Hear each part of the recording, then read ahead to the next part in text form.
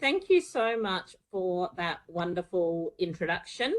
So, as mentioned, I'm here today to talk to you about modern slavery and business, basically. I'm not used to this platform, so I've got a few windows coming up, so I'm just going to try and get rid of that one.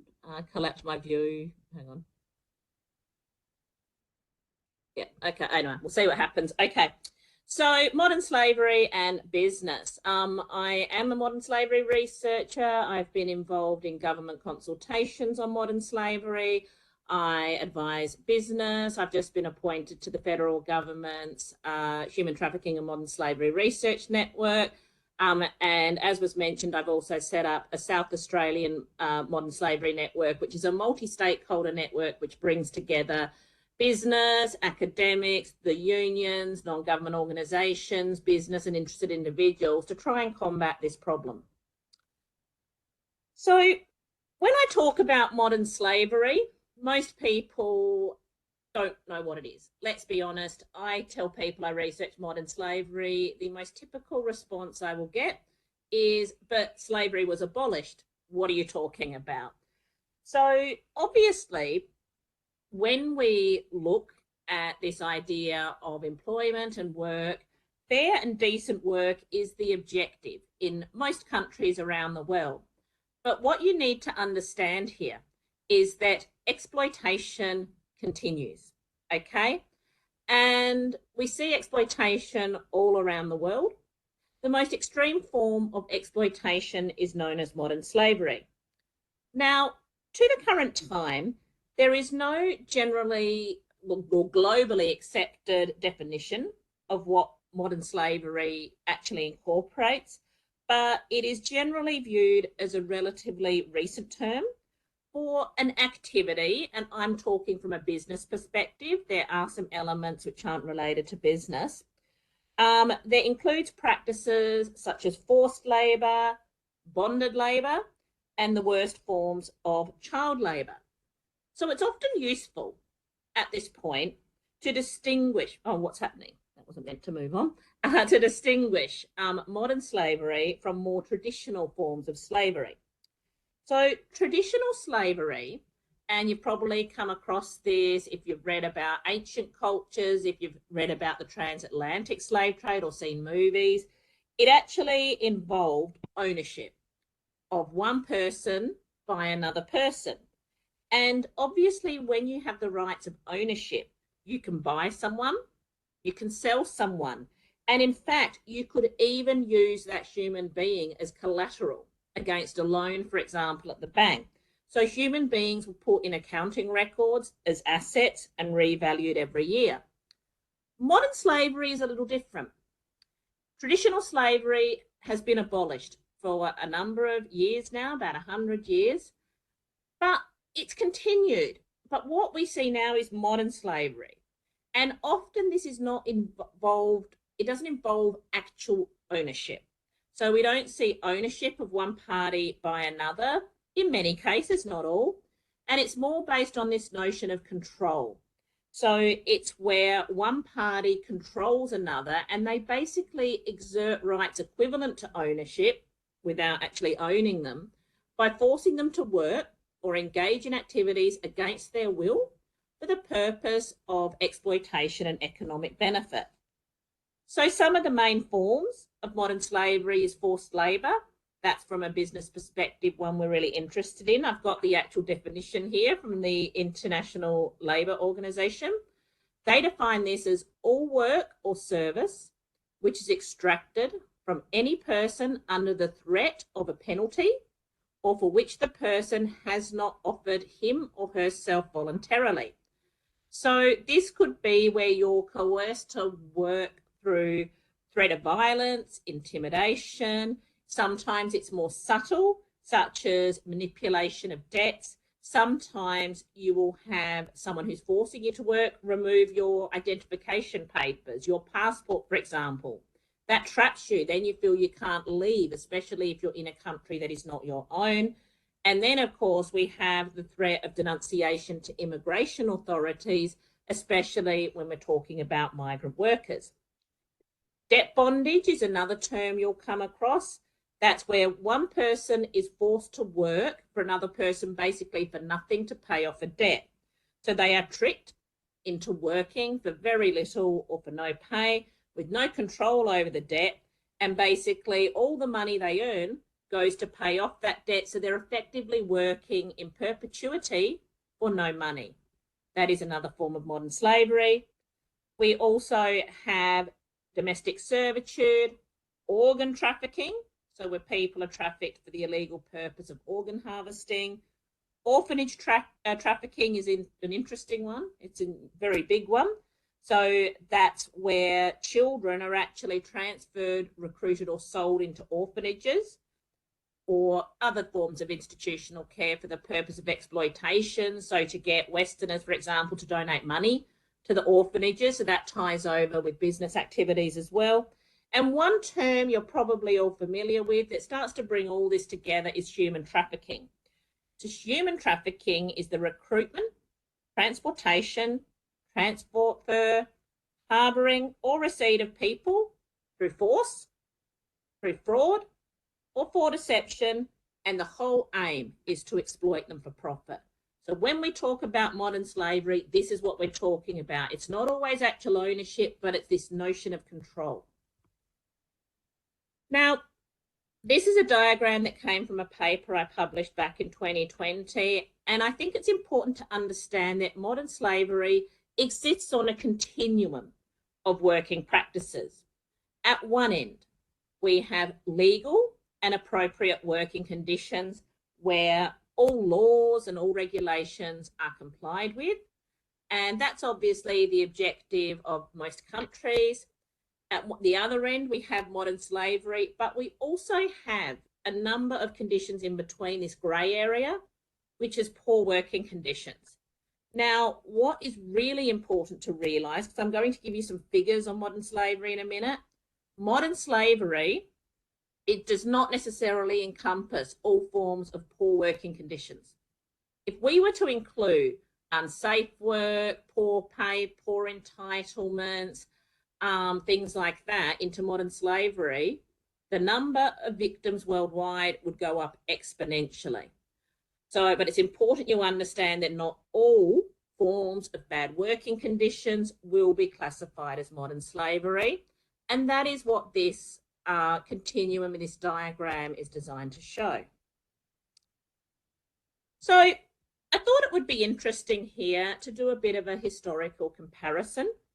So a lot of people, when they think about slavery, look at the transatlantic slave trade. So that was when Africans were transported by European powers on boats from Africa to slavery conditions over in the Americas. Now, this occurred over a period of several hundred years, 1526 to 1867. And in total, over that entire time, 12.5 million captured men, women, and children were put onto ships in Africa, with over 10 million making their final destination. Now, what is interesting here, the price per slave back in those days was between 25,000 and 40,000 US dollars in today's money. So that meant a slave was something you had to invest in. You spent a lot of money on a slave. And with that, there was at least some incentive, despite what you see on movies, to make sure they ate, they were healthy, we could keep that asset. Now, let's have a look today. Today, modern slavery, 50 million victims. And this is not just poor working conditions.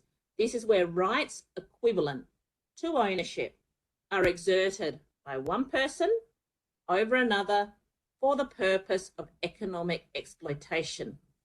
And if we were to put the price of a slave, some people have estimated what it would cost to buy a human being today, and it's 100 US dollars.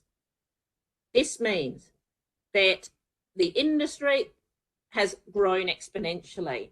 You no longer have to spend $25,000 to $40,000 to buy a human being.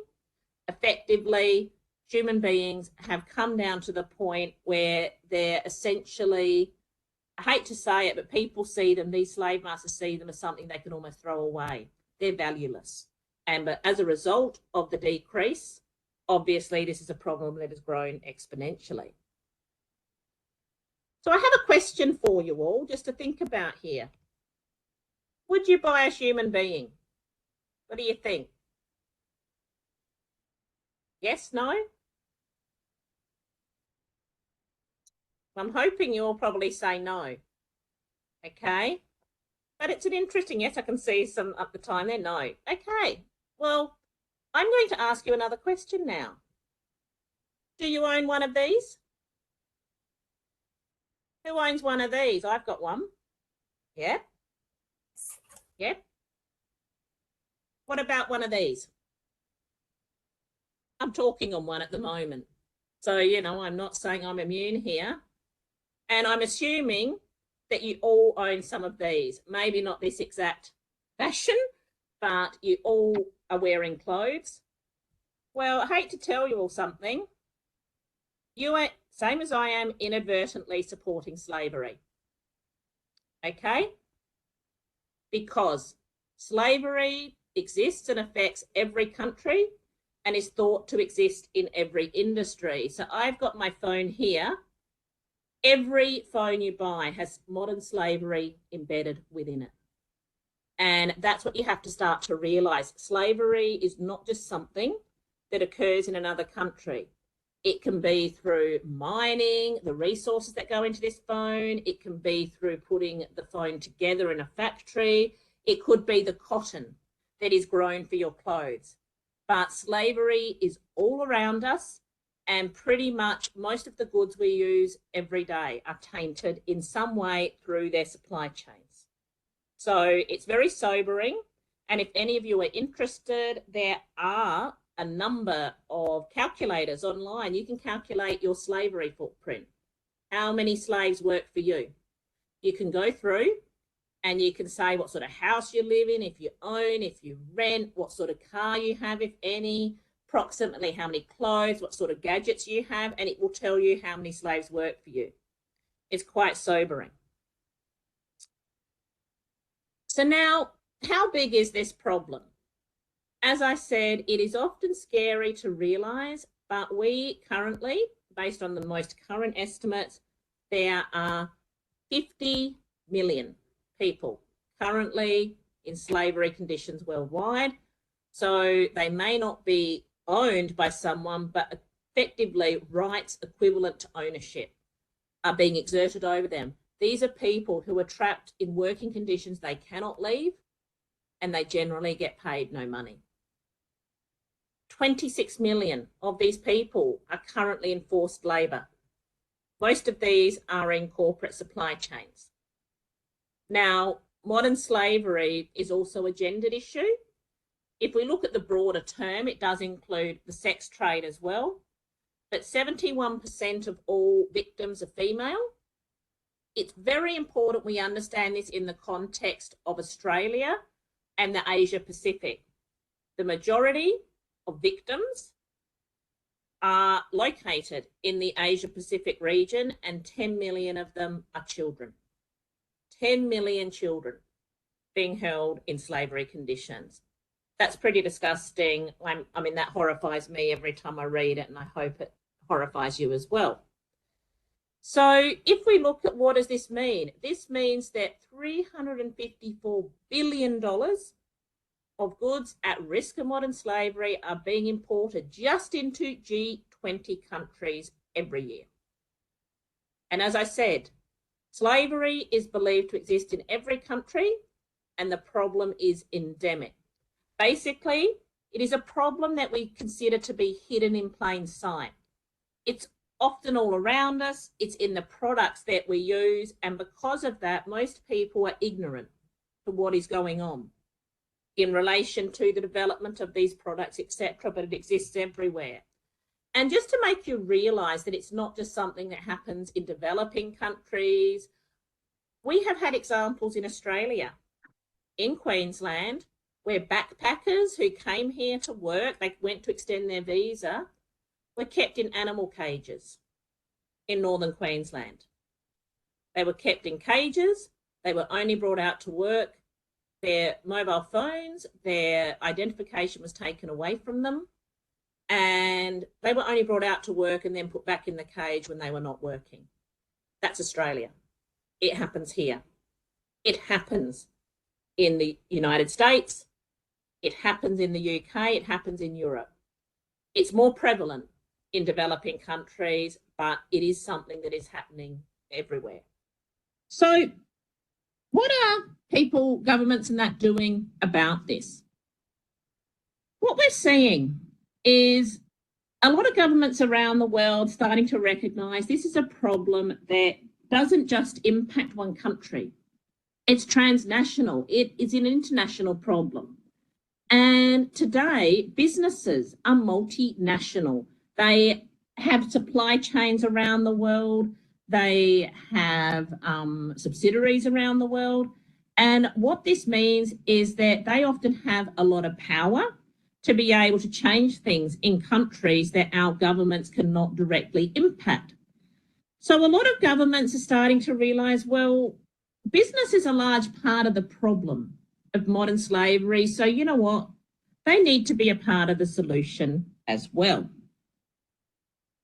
And so what this means is we're starting to see an increasing number of due diligence in some cases and modern slavery specific acts that are being put in place by governments around the world. And what this means for business in many cases is increased reporting requirements. So most of these acts will require businesses to do some form of assessment of their modern slavery risks that they're currently facing, and then to put together some form of annual report. In the case of Australia, and I'll talk about this in a minute, this means the annual publication of a modern slavery statement. So the idea in a lot of these locations is that transparency will help create what the government calls a race to the top, and that businesses will start to recognise their shortcomings. They'll look at what others are doing, and then they will slowly start to improve, recognise the problem, and undertake meaningful action to change it. So a lot of people are really interested to see that one of the first major modern slavery acts in the world came out of California. The state of California, they had the California Transparency in Supply Chains Act in 2010. This was championed, among other things, by Kamala Harris, who is the current Vice President of the United States, and also Arnold Schwarzenegger. He was very prominent in pushing this legislation through. He was the governor of California at the time. So this started to force organisations in retail and manufacturing doing business in California to make annual disclosure as to what they were actually doing to combat modern slavery in their direct operations and supply chains. It has weaknesses. Basically, a lot of businesses said, we're doing nothing. You're still saying what you're doing nothing. So it didn't necessarily create a lot of improvement. And that act has attracted a lot of criticism for not being overly strong and not forcing businesses to be proactive, but it really was a catalyst. It created a starting point for modern slavery legislation worldwide. So following that and building on it, we had the UK Modern Slavery Act 2015. This started to learn lessons from California, and businesses had to put out every year what they called a modern slavery statement. This is a statement that has to appear on the homepage of the organisation's website. It has to be signed off by a representative from the board of directors or equivalent, and it had to report on certain things. Huge problem, no penalties for non-compliance. And this is something it's still criticised for. Then we had the Australian Modern Slavery Act, and I'll be talking about this more in a minute. We have gone further than the UK Act. The UK Act recommends things that businesses should report on. The Australian Act mandates it. Again, we've got some problems. Businesses have to report once a year There are no penalties for non-compliance with any section of the Act. So what do you think businesses do? You think they probably do a good job if there are no penalties?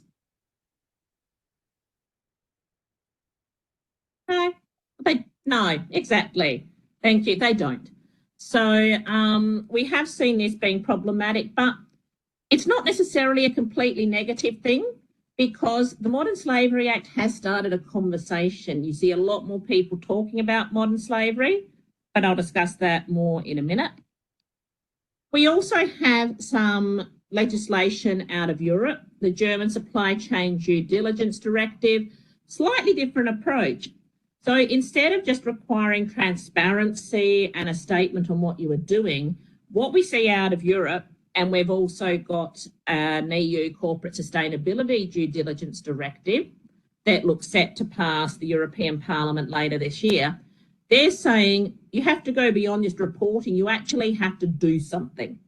So you have to undertake due diligence to make sure that human rights abuses are not happening in your supply chain. So they've taken a slightly broader approach, focusing on human rights, but modern slavery is still a very critical part of that. And really starting to tighten up then, what we have more recently is the US Uyghur Forced Labour Prevention Act. Have you all heard about the controversy about the persecution of the Uyghurs in China? And I know that there are different attitudes, and some people say nothing's happening. Some people say that this persecution is saw one of you say yes there. So the US decided that, well, there is enough evidence that something is going on. So they put last year the US Uyghur Forced Labour Prevention Act into place. And this says it has a rebuttal presumption. It says unless you can prove, if you're a US organisation that is importing goods from that region of China, from the Xinjiang region, unless you can prove there is no forced labour in those products, we will assume there is, and you cannot bring them into America. This has created massive disruptions for a lot of supply chains, the solar panel supply chain. For example, virtually no solar panels have made it into America since that came into force because key components are made in Xinjiang and the importers have not been able to prove that there's no forced labour. And in the last couple of weeks, we have the United States-Mexico-Canada agreement, which they've signed an agreement which requires all parties, so each of those countries, to prohibit the importation of goods into any of their territories from other places that were produced either in part or in whole using compulsory or forced labour or the forced or compulsory labour of children. So this is really starting to tighten up. So you can see we've got transparency, we've got due diligence. Now you've got some countries that are banning goods suspected of being made with forced labour. So we're seeing a real shift in the policy landscape. Okay, so now let's have a look at the Australian Modern Slavery Act. So as I said, there are certain provisions in there that relate to what Australian organisations have to do.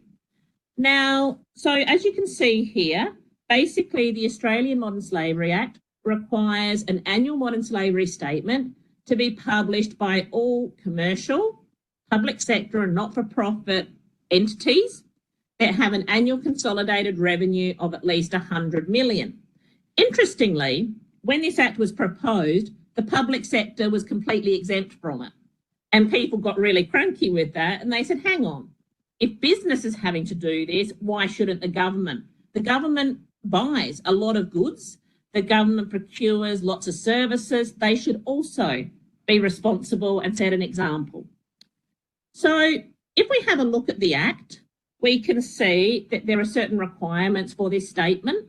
The statement should describe the risks of modern slavery practices. Now, here's a key thing. I've underlined it for you. In the operations and supply chains of the reporting entity and any reporting entity that it owns or controls. Now, that has been a huge challenge for business, and I'll talk about that later. Businesses are used to reporting in relation to their direct operations, so things directly in their control. And so what this legislation is saying, well, that's great, but we now want you to report on your supply chains. So these could be completely separate organisations, and that's really challenged business. How can we engage with them? So they also have to describe the actions taken to assess and address the modern slavery risks that they identify, both in their direct operations and supply chains. And this could include due diligence and remediation, but it doesn't have to. And finally, and this is a really interesting one that I have published research on, how they assess the effectiveness of their actions. I've done research on this. Some very large businesses say, there's no way to do this, so we don't do it. I personally think it's a cop-out, but so that's how some people are addressing this. So it's really not good. So this has raised a lot of questions for business. The first one is, how well do you know your supply chain, your labour chain, and your value chain? Let me ask you all something. If you went into a big business like a BHP and Origin Energy, do you think if you asked them for a list of their suppliers, direct suppliers in their supply chain, they could give you that list easily and quickly? Who thinks yes? Who thinks no? Okay, I've got one there. Okay. That's really interesting. You're quite right. When you go and talk to these large businesses, they have often grown organically over time. And obviously, the first step in assessing the risks of modern slavery in your direct operations and supply chain, you've got to know who your supply chain is. Most of them do not have a system that collates all that information from all the different divisions around the business.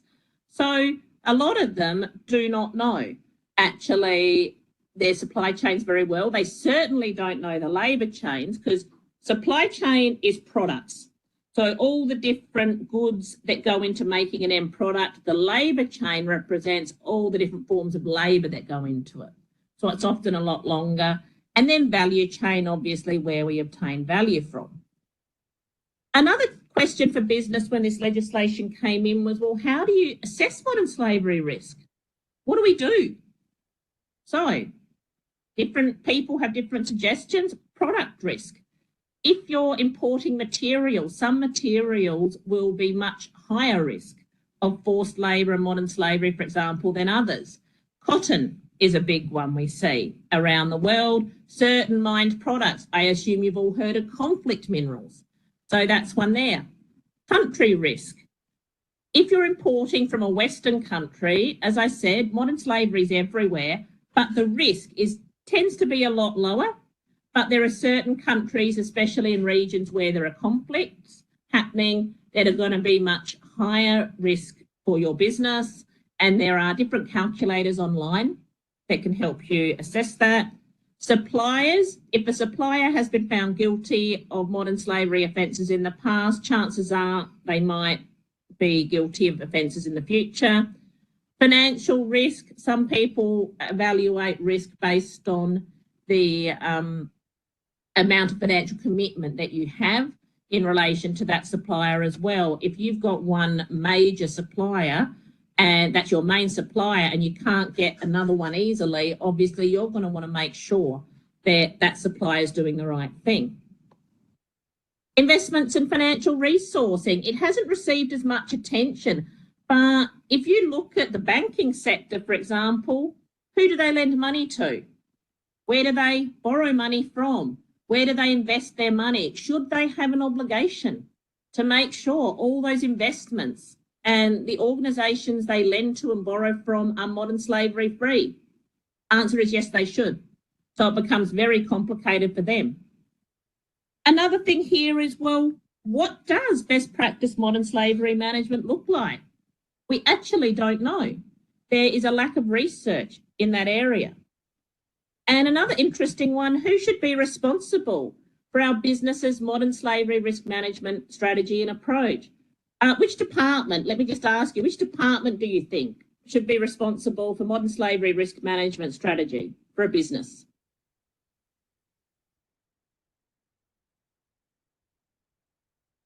Should it be finance? Should it be procurement? Should it be CSR, legal? Well, if you don't know, guess what? Most businesses don't HR, depending on the type of company. Most businesses don't know either. Some take a whole of organisation approach and bring people in from different areas. Others just tell legal it's a compliance document, tick the box. And others give it to procurement. At my university, it's procurement that has it. So it's different in different businesses, but there is no answer to that. So, and the size, yes, size is also important. Depends. Some organisations might have a whole separate department for ESG or sustainability, others won't. So what we see here is the Australian business response, and basically businesses started reporting from 2019. Levels of compliance have been really variable. In some cases, businesses have not submitted anything at all. They're openly flouting the law, but there are no penalties for non-compliance. So they're flouting the law, but nothing's going to happen to them. So we do see a number of businesses that are blatantly ignoring the mandatory requirements, but we also see businesses that actually don't know how to address this challenge. I get businesses contacting me all the time. Sometimes I get people saying, I've been put in charge of this for my company. I've never heard the term. I found you on the internet. What do I do? They literally do not know. So sometimes it's ignorance. Sometimes it's just ignoring the legislation. But for whatever reason, we see that compliance has been quite variable. So I've got another question for you, just curious. So let's have a look at this. Two companies in the same industry produce modern slavery statements. Both are reporting under the Act for the first time. So same industry, equivalent size, equivalent locations. One organisation says in its statement it found 0 incidents of modern slavery in its direct operations and supply chains. The other found 117 examples in supplier operations. They decided to eliminate dealings with 14 suppliers because it was so severe they felt nothing would change. And it's working with the others over a period of 3 years to improve. These companies will then be reviewed on a 6-monthly basis and lose their contract at the end of that time if they do not demonstrate sufficient improvement. Okay? Which company is doing better, do we think? The one that said they had no slavery or the one that found 117? Second. It's very interesting, isn't it? Second, yes, you've got to look past. So when you're evaluating modern slavery statements, both those companies, and this is an actual example, I won't tell you which companies they are, but it was an actual example from the mining industry. And yes, basically you've got one says we found nothing, one that says we have all this. I would agree with you. The second company is certainly doing better. So how do we know? No, they were the same equivalent size and they have very similar supply chains. I can tell you that. So basically, we do have transparency, but as finance professionals, as business professionals, and as consumers, we need to learn to look past what they're telling us to say, what's that really mean? And I would agree with you. The one that said they found nothing, they're not doing a good job. Okay, they're not looking hard enough. And if you don't look hard enough, you won't find anything. There's and interestingly from mining as well, I assume you've all heard of Fortescue Metals and their CEO, Andrew Forrest.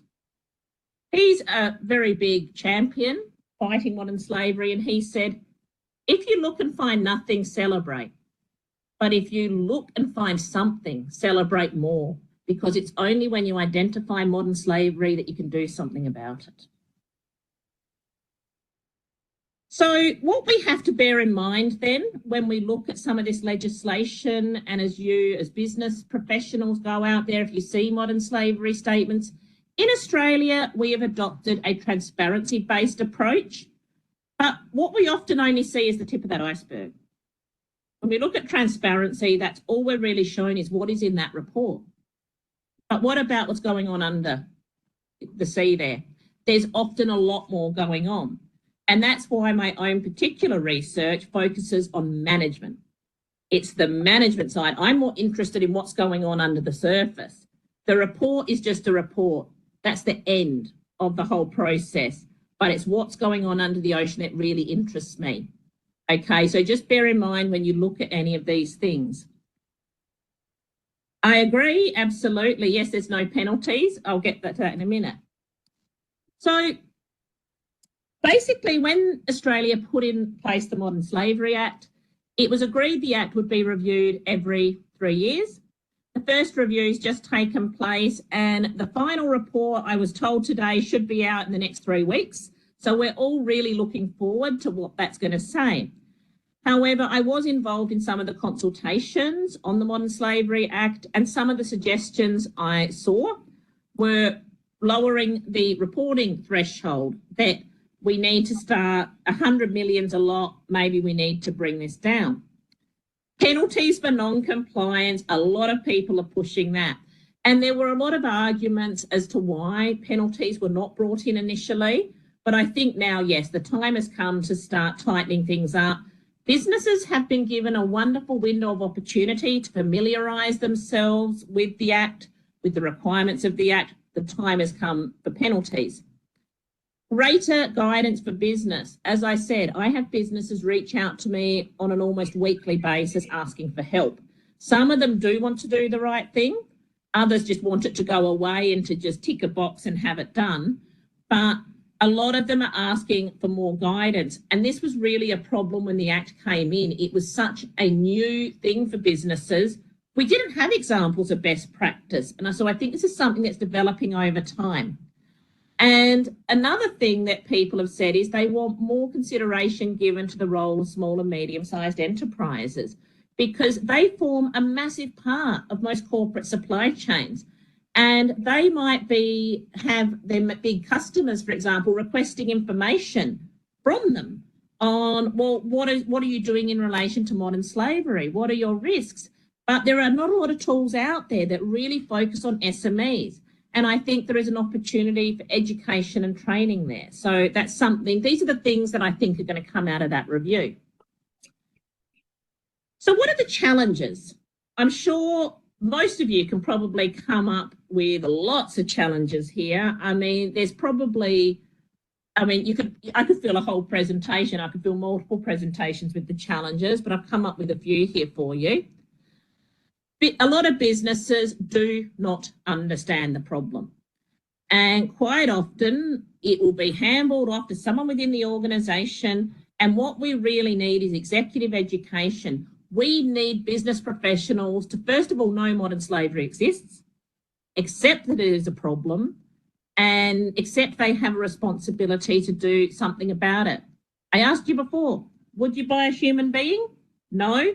Well, let's make sure the business you work for isn't buying human beings through their supply chain. So there's also currently a lack of suitably qualified staff to help businesses. It's a new area, but we are seeing certain universities start to develop courses just on modern slavery, which should start to filter through in due course. So that will take a bit of time, but we will see that overcome. As I said, a lot of large businesses do not have a clear picture or understanding of the makeup of their supply chain. And you've also got to understand a supply chain can be a product supply chain, a material supply chain, or a labour supply chain. They don't even know the physical product one. Trying to understand the labour supply chain is much more complicated. And if you look at the first tier of a supply chain, that's hard enough. The Act wants you to look through your entire supply chain. So if you've got one supplier, they might have 100 suppliers. Each one of your suppliers might have more suppliers. So, that's really challenging. What about the value chain in relation to financial institutions? Another thing we need to consider. Now, the other thing that I have come across a lot, organisations are terrified that they're going to find something and they're worried about the public backlash. Oh my God, it's going to be headlines. It's going to be on the front page of the Sydney Morning Herald. My advice is you need to change the narrative. You need to celebrate. We all, as business professionals, should be not naming and shaming.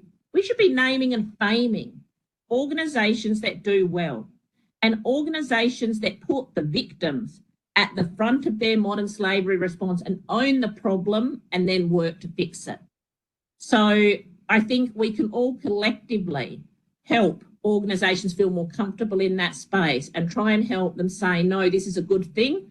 When is modern slavery a good thing? It's when you find it, because that's when you can do something. And tying into this is this lack of education. The general public does not know a lot about modern slavery, so there is a massive need to educate. It could be through schools, it could be through universities, it could be through publicity campaigns, but there is a lack of education that needs to be addressed. So how does this go moving forward? Based on some of my own research and speaking to businesses, one thing I think that is really important is cooperation between competitors in key industries. For example, most universities source goods from very similar suppliers. Does it make sense for every university around Australia to go to the same supplier and ask the same sort of questions in different ways? Not really. And so the university sector has the Australian University Procurement Network. So all the universities have come together, and I'm on their Modern Slavery Advisory Board. And so they are looking to collaborate so that they have a joint approach and they all go to one supplier sort of collectively, so that supplier doesn't get overwhelmed with requests for similar information. But then they came up against some issues, cartelisation laws. They were accused of being acting like a cartel and using market power. So that is something that organisations that are cooperating in that way might have to deal with. And the trust issues there. You're going to have to really trust your competitors and give them some pretty confidential information in order to make this cooperation work. The need for multi-stakeholder engagement is key. My network that I've founded in South Australia, for example, Red Cross will speak. The businesses will say, I didn't know you could help me with that. So there's often a lot of resources out there that people don't know about unless they come together in multi-stakeholder forums to discuss the issue. There is a need for executive level education and broader education, as I said, and we also need more tools to try and help organisations with collecting information along the supply chain. This could be tools to protect workers. It could be tools to enhance product traceability. And I'm going to New Zealand this weekend, going to spend the next week working with a company who's looking at a tool like that. So that's basically, I think I'm almost spot on time here, basically my thing. So I just wanted to finish with a closing thought. Now, this is William Wilberforce. Now, back in the days when the transatlantic slave trade was abolished, he was a key abolitionist. And there's a very good quote from him here. You may choose to look the other way, but you can never say again that you did not know. You all know now that modern slavery exists. You know it impacts business. You all now have the potential and the ability to go out, educate, and to make the organisations you work for better places to educate people and to work towards them being modern slavery free. Okay, that's the end of my presentation. Thank you. And open to questions.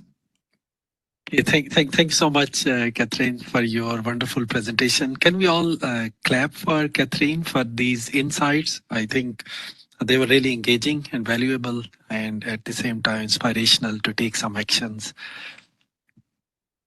Okay, so some virtual claps are coming for you. Yes, I can see virtual clapping, yes.